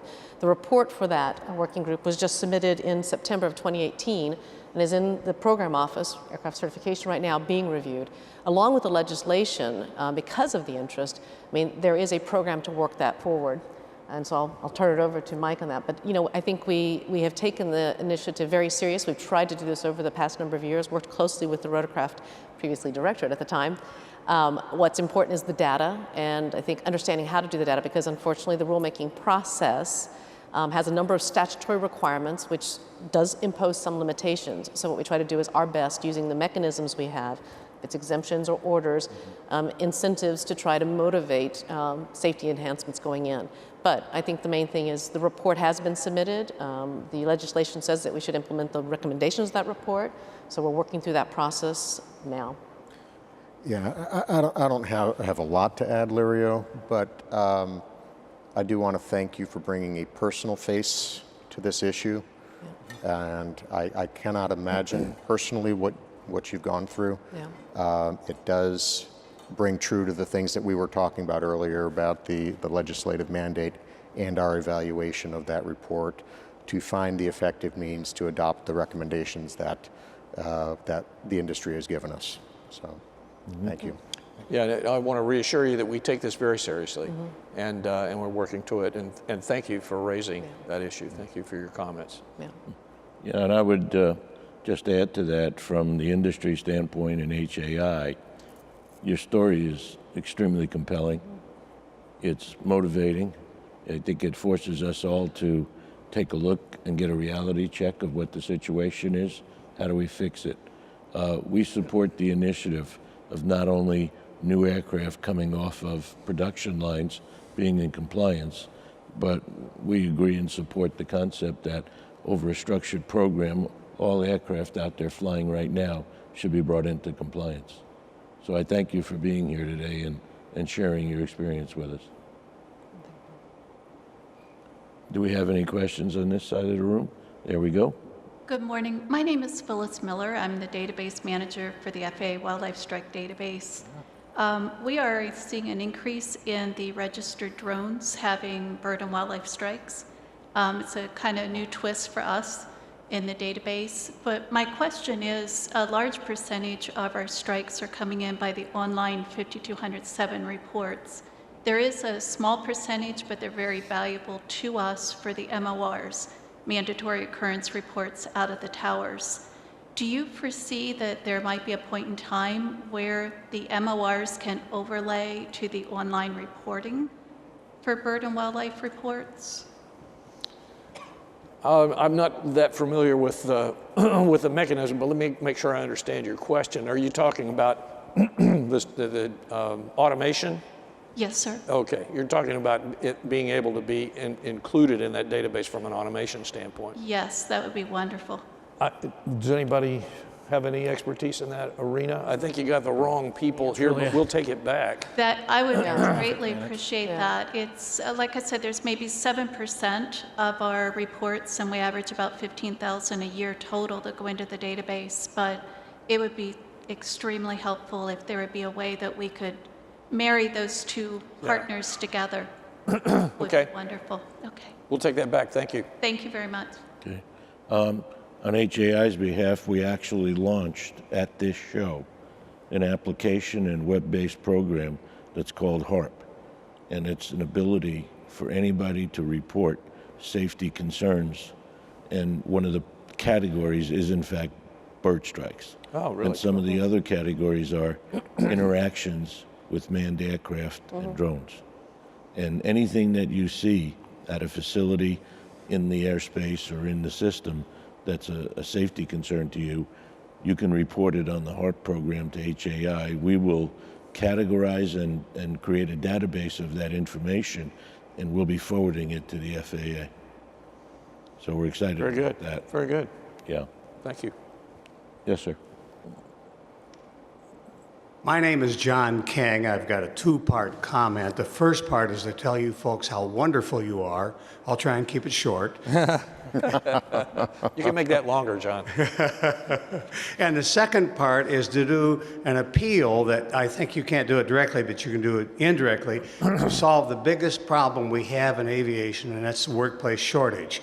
And I think you guys can help solve it, but unfortunately, you can't directly do it, but I'm going to make an appeal to you. The first part I want to say is Flight Standards has just done wonderful, wonderful things in the last decade or so. They worked very hard to create a just culture, to help people get over hurdles to yes, to do risk-based decision-making, to treat people as individuals. Flight Standards has reformed. We've seen it in so many different ways. Part 23 reform. We've seen it, non-required safety equipment being easier to install, compliance, what I used to think was philosophy, now is a compliance program. And today, you guys have been here and been very, very articulate and very responsive. Okay, that's the good part. Now, the bad part is we have a workplace shortage. And it's going to be the biggest problem all of aviation is going to have in the future. And one part of that workplace shortage is aeromedical certification has lost the trust of the aviation community. And we see evidence of that in multiple ways. One, we've had a drive for sport pilot. We've had drive for basic med. And those have all come because everybody's trying to get out from under the grasp of, or out of the grasp of aeromedical certification folks. Now, they're not here today, which is an example of the problem. But if you do something with Flight Standards, they're helping the pilots accomplish, and the whole aviation community, accomplish what they want to do. However, in aeromedical certification, the part that most intimately affects pilots, profoundly affects them, and mechanics, aeromedical certification, their default position is no. Their default position is denial. And there needs to be a cultural reform, and I'm going to ask you, they're not here, you cannot directly affect this, but I'm going to ask you to support the idea of a work group or an aviation rulemaking committee so that there's a dialogue. We've had a dialogue for the last years in airman certification standards. As a result of it now, we're asking people when they become new pilots to demonstrate their ability to manage risk. And it's never been asked for pilots before. We're now asking it, and it's a really, really good thing. Can you help us do the same thing on aeromedical certification? So, first of all, thanks, John. I appreciate the feedback in both cases, both the good and the bad. And we will take that to heart and take a look at it. If I sound equivocal, it's simply because I don't know that business as well as I know others. I do have the opportunity to interact with them now, and we'll take your comments to heart and see what we can do to try to resolve the issues that you're raising. Yeah, thank you. And the biggest problem is, why would you spend $80,000 trying to become a pilot and years of your life if you don't trust the fairness and justice of the aeromedical certification? Yeah, I understand. Thank you. This microphone. Good morning, everyone. My name is Seth Clute. I run a 141 flight school out of Maryland. And so we're dealing with helping to build and bring in more pilots into the industry. One of the challenges that we've run into is retaining and keeping instructors, particularly when they meet the requirements for either the assistant chief or the chief pilot under the 141. And with that, didn't know whether or not it was even an option to look at evaluating the 141 standards and coming up with equivalent level of safety, but at lower hour levels in order for us to keep and retain instructors for a longer period to help build the next generation. So I'm going to turn that to Jim, but what I heard in that was, have we seen a petition for that kind of hour reduction or anything of that nature? No, and that's what I'm not sure exactly if you can narrow the focus of what you're asking for. You're asking for a lower standard essentially for the CFIs? Not for the CFI's entry. It's for the hour requirements to meet the qualifications for the assistant chief or chief instructors, which in order for commercial pilot at a chief instructor has to have over 2,000 flight hours. And on the helicopter side, if somebody has 2,000 flight hours, they're usually not interested or active in the instructing world anymore. Right. Not just helicopters. Yes, and that's across the board. And it's not just a helicopter problem, it is a fixed wing problem as well. But it's something that I know that there's absolutely fantastic instructors that would do great in both an assistant chief role or a chief role. And they may only have 500 hours, they may have 750 hours. But we don't have the ability to even submit them for an application to fill that role. We might be able to put them in as a check ride kind of a guy, but that is something that is a challenge on our end when it comes to maintaining the pipeline of, if you don't have the individuals that are able to do stage checks, you can't advance the students through the program. Right. So I would say you do have the capability of asking for an exemption and or a waiver if it's policy and or if it's a rule, an exemption, as Larry was talking earlier. And then if we've never done it before, then it actually gets put out for a notice and comment. And if that's what industry is looking for, I haven't heard. So if it's industry-wide that we can help out on something like that, once an exemption is approved, then normally any follow-on request for the same type of reduction in hours or experience would help. So I don't know if you want to add. And that's where I was going to go. You said the sort of the right words a minute ago, and you said equivalent level of safety, I think, is what you said. So our question through the exemption process is how are you going to maintain the appropriate level of safety? What other qualifications are you considering? What does this person look like that makes them uniquely qualified with less than the 2,000 or whatever hours are required? And then another element is how is it in the public interest to do that? I was just going to make the same comment. I mean, there's two prongs you have to meet so we can grant an exemption. Equivalent level of safety demonstrated through other mitigations, so there can be other conditions and limitations that you would put on there that would show that you're actually achieving the end goal, equivalent to the hours if it's a different means. And the main thing is the public interest. And I think you did touch on it too. It is a pipeline. It's actually making sure we get the right people in there. And I think there is in one of the legislative requirements to establish a committee that's going to look at the workforce in two areas: the industry, young youths in America, as well as in aviation, as well as I think increasing women participation in aviation. Those are both committees that are going to be established by the Secretary, the Department of Secretary.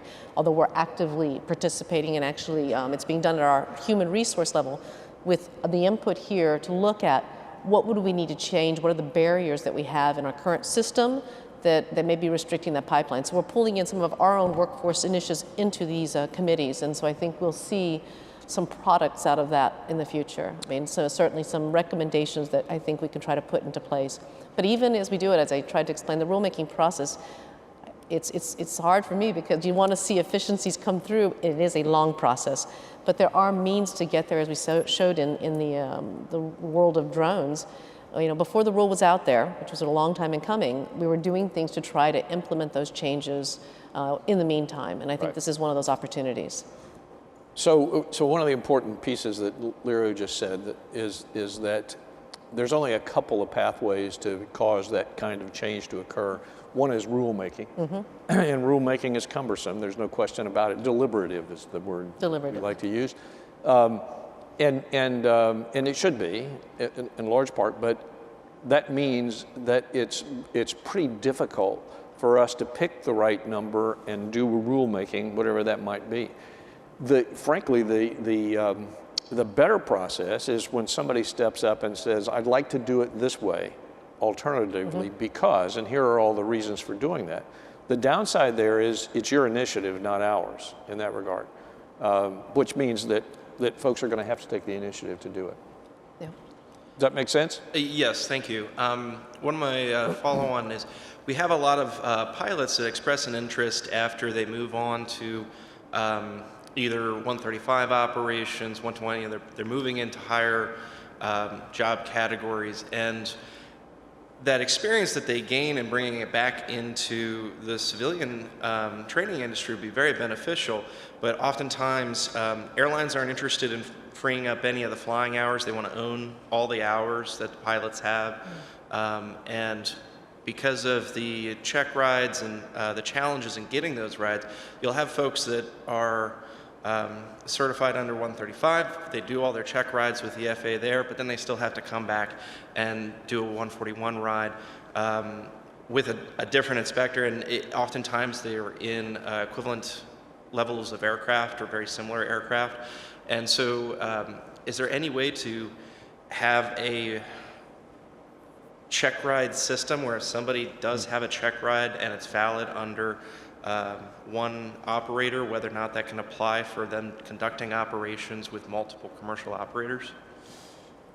You want to do it, or you? Sure. I mean, I think John said earlier, don't be afraid right now to lay out your business case or your safety case for why you think you have the equivalent level of safety and why there's something that we're doing that maybe we shouldn't do, and we can get leadership to look at that. Because I think, yeah, there is probably a lot of redundancy out there, and it's just probably the cumbersome system as it's come together since 1956. That if there's something we can do, and certainly with the what we're looking for now is that reduces the burden on industry, but yet maintains the same level of safety. I think we're open to that.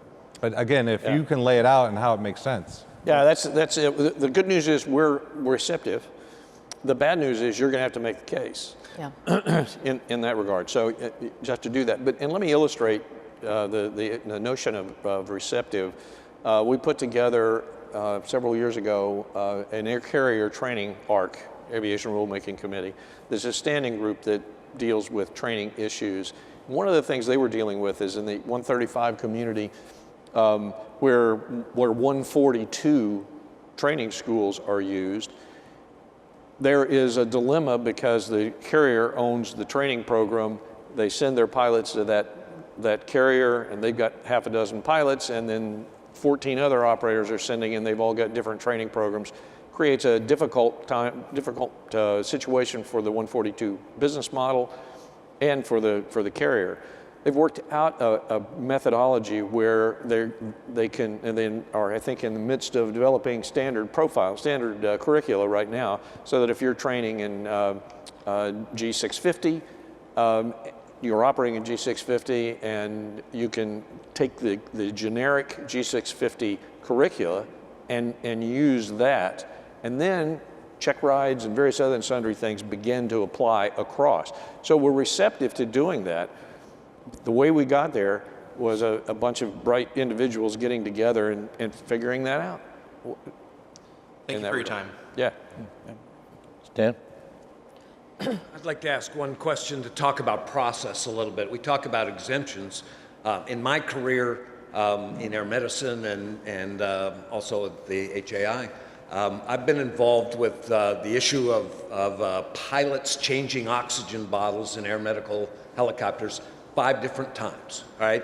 And so over the course of the years, at one time we had an exemption through the HAI and the Air Medical Association where that was approved under an exemption, and then that was taken away, but it's come back and forth several times. As recently as 3 years ago, a POI went to one of our members and prevented them from allowing the pilot to transfill oxygen, right? And so my question really is not about exemptions, but as you reorganize and you're looking at standards in the new format, how do we get some consistency across? I heard you say earlier that you're trying to get us not to shop for the right POI, but the bottom line is, a new or somebody who doesn't know the system comes in and sees that regulation that says pilots aren't allowed, requires a mechanic to take things in and out of the aircraft. How do we get some consistency among our operations in that regard in the new structure? Yeah, so let me start by saying what we're actually trying to do is to not give you the opportunity to FSDO shop, which means that we give the same answer wherever you go. And it's the appropriate answer. It's the right answer for the circumstances that are there. So that's what we're looking for. And I'm going to turn it over to you since you're doing that now, and I'll supplement it. We're working on it. I mean, that standardization is certainly difficult, with down to the individual POIs. we're certainly trying to make sure that they understand that they can reach out to the standards branch so that if there's a question, that they actually, they're not afraid to call the person that wrote the policy. To understand that, we don't want to have just a checklist where they're just running down what they can and can't do. I think I spoke earlier about the critical thinking at that level. I think we talk more nowadays to our inspectors that, industry are the aviation experts. We come in with surveillance, but we're not the person that makes it safe. You have to make your industry safe. And we come in with just, the surveillance part of that. And if there's any question, by all means, there's no, we don't look at it negatively if they make the phone call to the people that own the policy so that we can get that level of standard across. So we're working on it. Yeah, so and let me add just a little bit, because I have a whole lot of energy around this. And I'll just say it slightly differently than Jim said, and that is we expect a consistent answer across if you have a PMI or a POI who is saying, no, not in our office, you can't do that, then they're saying the wrong thing. That's the wrong answer, and we're going to address that. It requires several things to occur. One is the cultural transition that Jim's talking about. We got to get folks from working independently to working interdependently across the organization. What follows from that as well is that when you call the experts and the expert says, this is the way you do it, then you accept that and you move on. And that's a cultural issue that we have to deal with in that regard. The other piece that is also a cultural issue, a little broader, is you guys need to tell us when you're not getting the right answer. And you need to be, from an industry standpoint, you need to be willing and able to, when you got a principal who says, no, not in my shop, you can't do that, you got to say, well, you know what, I hear you, but I know it can be done in other places, and we're at loggerheads, so can we bring somebody else into this conversation? I used to, I still do, but when I was in flight standards, I said to our folks, I expect you to be the adult in the conversation. I expect you to be the adult in the conversation to get to an answer. And guess what? If we got two adults in the conversation, we might actually get something done in that regard. Yeah. So Wayne, I don't know if you want to add something? Yes, Jim, thank you. My name is Wayne Fry. I'm one of the division managers with Flight Standards, and I'm responsible for 9 FSDOs. And of those 9 FSDOs, we are covering about 1,000 of the airframes operated in HAI. I also have the Gulf of Mexico. And so Stan, specifically, some of the things we've done is one is our restructure, where I have a lot of the inspectors and the managers who work for me who are responsible for those sort of things. We have very regular meetings where we're reaching out. We're working with AMOA, we're working with HAI. I'm the joint chair for the government chair for the United States Helicopter Safety Team. I've been to your presentations. I think that culturally we're looking at how to better work together, but we're also building some structure into it. I think John and Jim have said very clearly that we've done a lot to change our mindset, but what I'm doing is trying to put the structure behind that. This last fall, I held a meeting with AMOA. I brought in the principal inspectors for all the large HAA operators. I think we had 8 or 10 of them represented, both from industry, from the FAA, and also with interested parties. So structurally, we're trying to do this to get the communication going, because Stan, as you know, a big piece of this is our people talking. I think John and Jim have been very clear. The expectation is we're doing the crosstalk, we're meeting with each other. So I'm facilitating that as a division manager, and it starts at our level, and we push it down to our frontline managers and to our inspectors. We always push the idea we're going to start from yes, and we're going to make sure that we do the right thing every time. The challenge I have is that I've got a lot of cultural issues to overcome, of people not necessarily reaching out across to their peers. I will tell you that in the last 6 months, I've seen more interdependence and more of my managers reaching out to each other to get check rides done, to get approvals, to work on certifications than I've ever seen in my 22 years with the FAA. So we are working big on the culture piece, but also we're doing some very specific things to structurally allow and encourage our people to communicate. We're having meetings, we're having conferences, But the important thing is the day-to-day interaction. And Jim, I would say I can't speak for the other division managers, but I think they've seen the same thing too. So this is important to me. This is really where safety comes in. So this is where I get my energy. So I think we're moving that direction. We're not perfect, but I think we're making a lot of serious efforts. Yeah, and I hope you're seeing it, Stan. I don't know if you are. Yeah, good. So let me add just a little bit. I appreciate what Wayne is saying. I want to be very clear that we're not being defensive. We've got a long ways to go, and we want to continue to do that. And nobody that I've worked with before would be surprised to hear me say that structurally, the issue is pick up the damn telephone and call the right people to get the answer. So that's what we're trying to drive in that regard. And I guess that air medicine is actually a bad example of what I'm trying to get across because they're very organized, right? The bigger operators are able to call you. I guess I'm speaking out for some of the smaller operators who are still afraid to call you. Yeah. And I hope that we're going to get over that.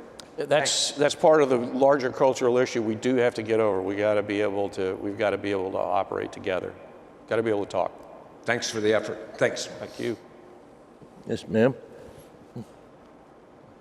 Good morning, Stephanie Bell. I'm an owner-operator of a Bell 47 G2. I don't use it professionally. I don't take people for rides, paying rides, or anything like that. I would just ask on the matter of retroactive safety initiatives for my 1957 Bell 47 G2, that it be considered that some sort of STC that I would have to apply to that aircraft for safety initiatives might darn well cost the amount of the value of my aircraft. So that would probably put me down. I just wanted to make sure that that's potentially something that you're considering with these very old vintage aircraft that are still flying out there. We hear you, and we understand. And let me tell you, I got a couple old airplanes also, and ADS-B, for example, is a big chunk of the cost of the aircraft. So. We hear you, it's a complex situation. I don't know whether anybody wants to add anything to that, but we take that into account. I'll just add, and I'm sure Valerio wants to talk about cost-benefit requirements, but I think this is one of the things that, regardless of when we're looking at fleet and product requirements, you have to look at the full range of what is out there and how it applies and what is in fact feasible. And again, I'm going to hit the drum on some of the low-cost preventive solutions as being enablers of safety enhancements as well, where we do see even and this is something that's been a concern. A driver behind the North Sea initiative is installing, say, new avionics and new capabilities into certified aircraft can in fact cost more than the aircraft, or twice the cost of the aircraft itself. So how attractive is that, right? Where if we can get low-cost, highly capable systems into place that prevent accidents, mitigate the hard landings that we talked about, the collective system, that enhance safety without having the regulatory mandate, it can and is, in many instances, much more effective at driving it. And Larry, you want to talk about the rulemaking process itself? Well, I think cost-benefit analysis, it's one of those requirements that we have to do in order to, under the Administrative Procedures Act, so everything has to be equally balanced. Again, I think that the initiative for the retrofit related to rotorcraft is based on data. There's safety data there that actually now supports going forward with rulemaking. The legislation that was put upon us by Congress, we will have to follow that. And it does require, by a time frame, an initiative to be in place. I think that there's always a chance once we do a regulation on top of that, this is statutory, it's more difficult to do exemptions, but there's always a pathway for certain exceptions type of operations. And I think it's an operating requirement that if you're operating in a certain environment, then you would have to comply. So certainly be considered, and when that comes forward, you'll have an opportunity to comment. Just for clarity, so in a situation like this with a legacy aircraft in a non-revenue flight environment, GA, Part 91, there's a potential to review that situation for an exemption or a deviation. And and what Larry was saying, we do that through the rulemaking process Absolutely, as well. yeah. And you'll have the opportunity to comment. Yeah. Great. Anybody has the opportunity to comment. I said ADSB a minute ago. I can't say ADSB without saying the mandate's 2020 and it's not going to change. So we all need to be prepared. There will be no extension. No extension. I learned No that the hard way. Yeah. Any other questions as we close out? Well, this is a perfect timing because we have reached 10:30 and the time that we're scheduled to end the session. Absolutely appreciate you being here. This has been extremely valuable. This is one of the highlight events of HELI-EXPO each year, and I really think it's very beneficial to have the interaction between the regulator and the industry, and we have takeaway points from our standpoint to do things that we should be doing to enhance these initiatives, and we look forward to working with you on the items that were discussed. And they go a big round of applause for these ladies and gentlemen. Great, thanks. We appreciate being here. And with that, the floor is open, and enjoy and walk. Where you going?